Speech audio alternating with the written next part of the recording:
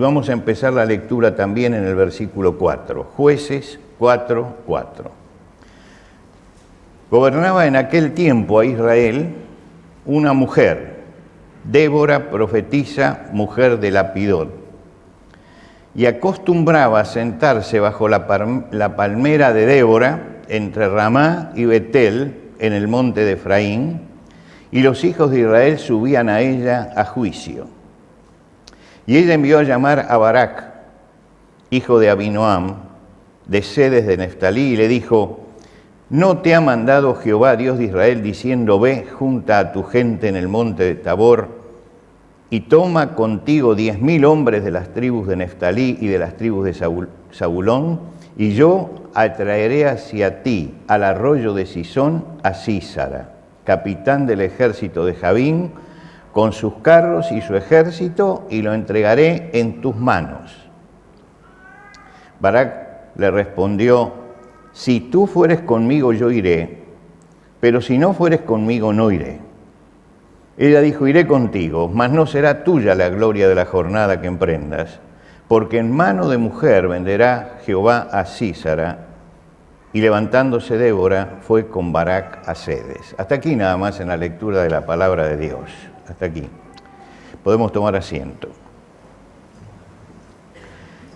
El libro de los Jueces habla de una etapa muy conflictiva del pueblo de Israel, tremendamente conflictiva. Fueron 400 años de anarquía, donde cada una de las tribus pasaba por una experiencia diferente, y casi siempre el pueblo cedía al mal, cedía a la influencia de los pueblos vecinos paganos, y terminaban en un desastre. En ese momento Dios levantaba un juez, que era como un gobernador local, porque era jefe de una de las tribus, y iba y reconquistaba al pueblo y lo amonestaba, pero el pueblo seguía haciendo esto. Por 400 años fue esto como un círculo vicioso que no se rompía, que se va a romper verdaderamente cuando llegamos al libro de Samuel, y Samuel unge al primer rey, David, al primer rey Saúl, y después a David, lo que quiere decir que así se consolidó el reino de Israel. Lo que pasa es que ellos dejaban avanzar el mal, cada uno de las tribus dejaba avanzar el mal, dejaba avanzar el pecado, dejaba avanzar a los paganos que estaban alrededor, y terminaban siendo esclavizados, terminaban en la decadencia. Y esta es una constante que vemos en el día de hoy. Siempre recuerdo el cuento de Julio Cortázar, Casa Tomada, de esos dos hermanos que viven en una casa y algo empieza a pasar, que escuchan voces y empiezan a cerrar puertas y van retrocediendo, porque le están tomando la casa. Nunca se sabe quién se la tomaba, nunca se sabe, pero lo que se sabe es que ellos retrocedían hasta que tienen que abandonar la casa. Y es así, cuando nosotros frente a las realidades que tenemos no las enfrentamos, y no las enfrentamos correctamente, esas realidades, cuando son malas, avanzan y llegan a tomar toda la casa, llegan a apropiarse de lo que nos está degradando en ese momento. ¿Cuál era el problema que tenía Israel? Que Israel tomaba una actitud pasiva ante el mal de retroceder.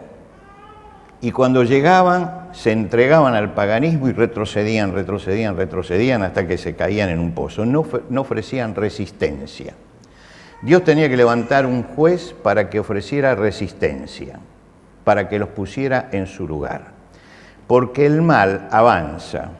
Y cuando nosotros no le ponemos límite, no le marcamos hasta acá y no más, el mal va a seguir avanzando. La corrupción avanza y va a avanzar hasta que nosotros le pongamos límite en nuestra vida a la corrupción. Es decir, que el mal está siempre acechando y tratando de tomarnos, pero nosotros somos los que tenemos que poner límite. Cuando Israel estaba frente a Goliat, permanecían pasivos. Mientras que permanecían pasivos, se iban debilitando. porque era una guerra psicológica la que hacía Goliat. Se iban debilitando y cada vez tenían menor capacidad de reacción. Y gracias a Dios que levantó a David y él reaccionó y dijo, no, mire, esto no es cuestión de ir bajando los brazos y retrocediendo, hay que ir hacia adelante.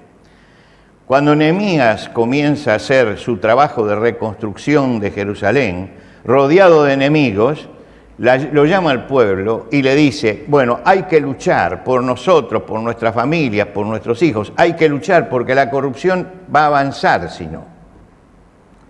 Hay que dar lucha.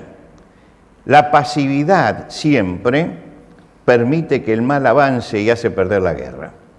No se puede mantener uno pasivo frente a la corrupción, frente al pecado, frente al mal. Leímos el comienzo de la historia de Barak. ¿Quién es Barak? Barak era un hombre temeroso de Dios. Había recibido un mandato de Dios, que juntara 10.000 hombres en el monte Tabor y sacara a los pueblos que lo estaban invadiendo. Los tenía que sacar. ¿Y qué pasó? Que parece que Barak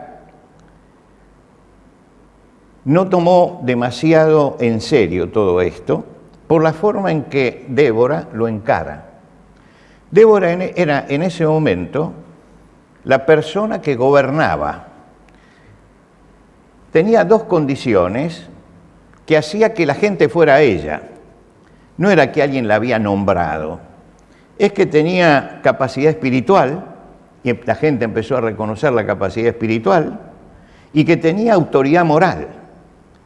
Y realmente los jueces eran personas que tenían que tener capacidad espiritual y tener autoridad moral. Entonces la gente lo respetaba. Y comenzaron a respetar a Débora y a buscarla a Débora para que solucionara sus problemas.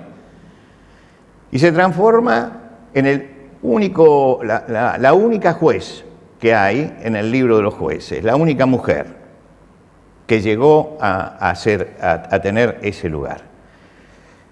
Ahora, ella lo llama a Barak.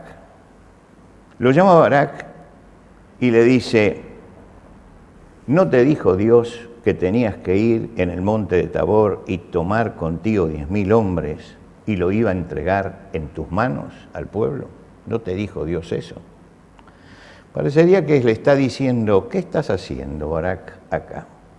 Tenés un mandato y depende mucho el futuro de nuestro pueblo de que cumplas ese mandato. Y el mandato es un mandato de Dios. Dios dijo que juntes 10.000 hombres, los pongas en el monte Tabor, los juntes allí, porque vamos a tener que enfrentar a los enemigos que están abajo. Y tenés que hacer esa tarea.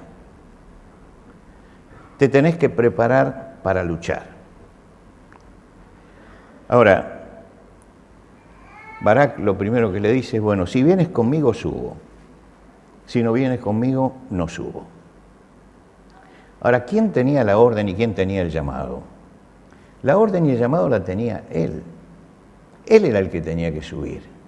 Él era el indicado de Dios. Él era el que tenía que ejercer resistencia. Y él no ejercía esa resistencia contra el enemigo. No se decidía por la batalla. Ahora, él cree en Dios. Es un hombre de fe, cree en Dios. Pero no le cree a Dios. Y hay una diferencia entre creer en Dios y creerle a Dios. Si yo preguntara esta mañana, ¿cuántos de ustedes creen en Dios? Bueno, me imagino que todos levantan la mano, puede haber algún ateo que siempre es bienvenido, pero no hay, en general, todos creemos en Dios, los que estamos acá. Pero acá se está hablando de otra cosa, no solamente de creer en que Dios está allí, en que Dios existe, sino creerle a Dios. Creer en lo que Dios quiere. Y a veces nosotros creemos en Dios, pero nos tenemos que hacer la pregunta, ¿pero le creo a Dios? ¿Le creo a Dios? Seguramente Barak se hubiera sentido muy mal si yo le hubiera dicho, lo que pasa es que no le crees a Dios. Y él le hubiera dicho, no, yo creo en Dios. Sí, pero Dios te dio una orden y no la cumpliste. Entonces estás en una crisis y es en una crisis de confianza. El asunto es confiar en Dios. Este es el asunto. Él no confiaba, él tenía miedo y no avanzaba por eso. Y cuando la llama a Débora, una mujer le dice, bueno, si venís conmigo, yo voy. Se quiere apoyar en la mujer en vez de apoyarse en Dios, que era el que lo había llamado. ¿Y por qué no se apoya en Dios? Porque tiene miedo. ¿Y por qué tiene miedo? Dios le dijo, juntá 10.000 hombres que los vas a derrotar, vas a vencer. Pero él tiene miedo, porque no le cree a Dios. En el fondo es un caso de incredulidad. Jeremías, en su profecía, dice en el capítulo 17, bendito el varón que confía en el Señor y cuya confianza es el Señor. Fíjense que no dice bienaventurado el varón que cree en el Señor, sino que confía. Y hay una diferencia sustancial entre creer y confiar. El que cree afirma, hace una afirmación intelectual de que cree en la existencia de Dios. Pero confiar en Dios es escuchar lo que Dios dice y ponerlo en práctica. Y acá nosotros tenemos un creyente que es Barak. Es un creyente que cree en Dios. Pero cuando le llega el momento que tiene que confiar, ahí es cuando entra en crisis. Y no hace lo que Dios le dijo. Y busca un apoyo humano, porque sin el apoyo humano parece que no puede avanzar. Y le dice a Débora, bueno, pero tienes que venir conmigo. Tienes que venir conmigo. Y Débora le dice, bueno, vamos a hacer una cosa, yo voy, pero la gloria de este día no va a ser tuya. La victoria para vos no va a ser una victoria completa. Barak hubiera dicho, yo tengo confianza, pero el movimiento se demuestra andando. Y lo que demostraba era que no tenía confianza en el Señor, no tenía confianza. Por su falta de confianza en el Señor, perdió la gloria de la victoria. Hubo victoria, pero perdió la gloria de la victoria. Bendito el varón que confía en el Señor y cuya confianza es el Señor. ¿Qué va a pasar con el que confía en el Señor? Será como árbol plantado junto a las aguas, que junto a las corrientes echa sus raíces. El hombre que tiene confianza realmente en el Señor se ubica en el lugar de la vida, en el lugar donde está el agua, y empieza a echar raíces allí. Las raíces son muy importantes. Ayer hablaba con los jóvenes y justamente hablábamos de eso, de la importancia de tener raíces, de estar en un lugar determinado, echar raíces allí y crecer porque uno está junto a la corriente de agua. Y esto es fundamental en nuestra vida, echar raíces, es decir, acercarnos al Señor y echar raíces, y a medida que vamos echando raíces, la confianza va creciendo. La confianza en el Señor va creciendo, vamos aprendiendo a confiar en el Señor. Y dice, y va a llegar el momento, sigue diciendo Jeremías, que no verá cuando viene el calor, sino que su hoja estará verde, y en el año de sequía no se fatigará ni dejará de dar fruto. Usted dice, eso es un imposible. Sí, en la naturaleza es imposible esto. Pero él está usando una figura. Y él dice, aquel que se arraiga en el Señor, llega un momento que lo que pasa alrededor no lo afecta. Dice, y él puede estar en el momento que viene el calor, y sin embargo las hojas siguen estando verdes. Y está en el momento de sequía y sigue dando fruto. ¿Por qué? Porque está bien arraigado. Y que lo que le faltaba en ese momento a Barak eran esas raíces que lo sostuvieran allí. Él se había preocupado por creer en Dios, pero resulta que cuando Dios le dijo algo, él no creía a Dios. Usted puede leer en la Biblia la contracara, por supuesto, de Barak, es el rey David. David es exactamente lo contrario de Barak, exactamente lo contrario. David es un hombre que lucha. Y usted sabe que la vida de David fue una vida rodeada de enemigos que querían destruirlo. Todo el mundo buscaba matarlo. Desde Saúl, desde Goliat hasta Saúl, pasando por todos los que salieron, el ejército de Saúl que salió a buscarlo, quiere decir que siempre tenía dificultades. Siempre estaba en lucha.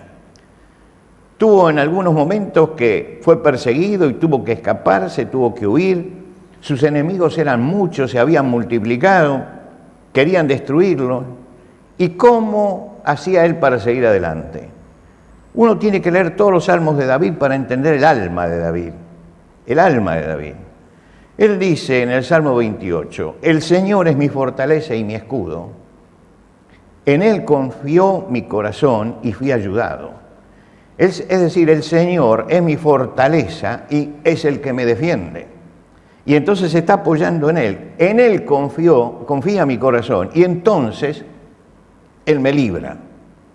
Nos está dando un secreto de la vida espiritual, que la confianza en el Señor nos da fortaleza como para avanzar en nuestra vida espiritual y como para seguir adelante. Y uno tiene ganas de preguntarle a David, pero David, ¿nunca tuviste miedo? Porque Barak tiene miedo. Nos contesta en el Salmo 56, en el día que temo, yo en Él confío. En el día que temo, yo en Él confío. Es decir, este es el secreto de la vida espiritual. Es el secreto que no tenía en ese momento Barak, que no confiaba en el Señor y buscaba un bastón humano. Débora lo sacude y le dice, bueno, te acompaño. Y entonces él va y reúne a los hombres de las dos tribus que Dios le había marcado y se suben al monte Tabor. Suben al monte Tabor. Debajo está el general Sísara con todo su ejército. Dice, tenía 900 carros cerrados. Era en aquel momento lo que son los tanques para hoy, carros cerrados, ¿no?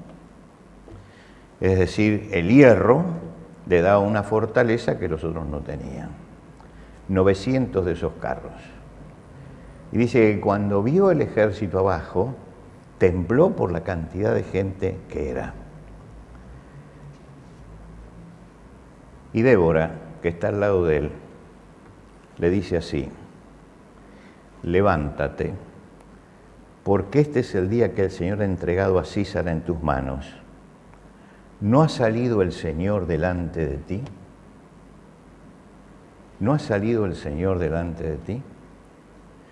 Es decir, Dios le dio un mandato, pero Dios va siempre delante, nunca atrás. Y dice, ¿no está Dios delante tuyo? ¿No está Dios acá, en la frontera, entre el ejército enemigo y nosotros? ¿No es nuestro escudo, diría David, el que está ofreciendo la defensa y la fuerza? ¿No entendiste, Barak, eso? Que el Señor salió delante de ti. El Señor salió delante de ti. Le recuerda su falta de confianza. Cuando el Señor ordena lo imposible, eso que es imposible para nosotros, Él siempre toma la delantera. Siempre toma la delantera. Moisés le recuerda al pueblo al despedirse. En el libro de Deuteronomio es la gran despedida de Moisés y les hace recordar toda su historia. Vuelve para atrás. Y vuelve a cuando salieron de Egipto, hace 40 años que salieron, pero vuelve a ese momento.